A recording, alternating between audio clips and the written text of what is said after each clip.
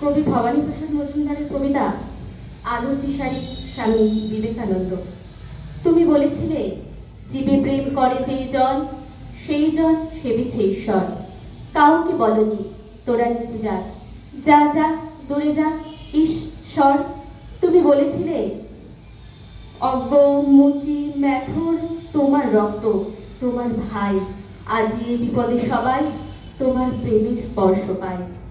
তুমি বলেছিলে, আলো নিয়ে এসো সকলের কাছে, আলো নিয়ে চলো। আলোর দিশারি, বলো আজও কেন তোমার দু চোখ দেখি ছলো ছলো।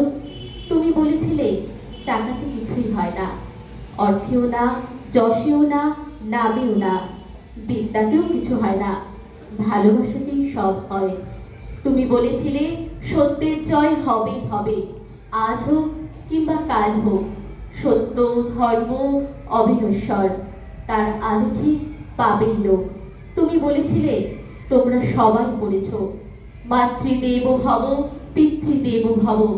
আমি বলি, দরিদ্র দেব ভব, মূর্খ দেব ভব, এদেরকে দেবতা মেনে ধন্য হব। নমস্কার।